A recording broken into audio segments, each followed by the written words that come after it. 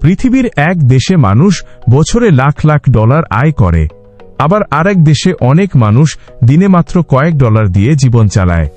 আজ আমরা জানব বিশ্বের সবচেয়ে ধনী দেশ এবং সবচেয়ে দরিদ্র দেশের অবিশ্বাস্য পার্থক্য। পৃথিবীর অর্থনৈতিক পার্থক্য। পৃথিবীতে প্রায় 200টির বেশি দেশ আছে। কিছু দেশের অর্থনীতি এত শক্তিশালী যে তাদের নাগরিকরা উন্নত জীবন যাপন করে, আবার কিছু দেশ এখনও দারিদ্র, যুদ্ধ এবং অবকাঠামোর অভাবের কারণে পিছিয়ে আছে।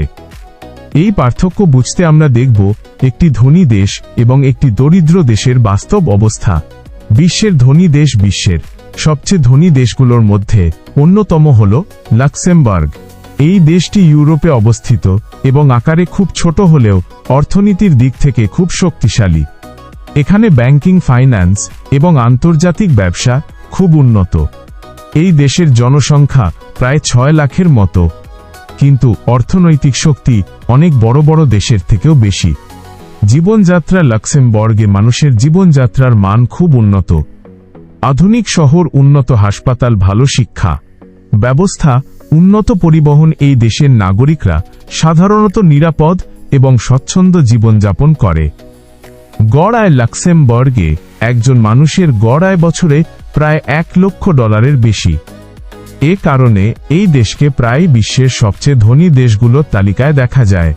বিশ্বের দরিদ্র দেশ। অন্যদিকে বিশ্বের দরিদ্র দেশগুলোর মধ্যে একটি হল বুরুন্ডি। এই দেশটি আফ্রিকায় অবস্থিত এবং অনেক বছর ধরে অর্থনৈতিক সমস্যার মুখোমুখি। অর্থনীতি। বুরুন্ডি এর অর্থনীতি মূলত কৃষির উপর নির্ভরশীল। অনেক মানুষ ছোট ছোট জমিতে চাষ করে জীবিকা নির্বাহ করে। এখানে শিল্প, প্রযুক্তি এবং বড় ব্যবসা খুব কম।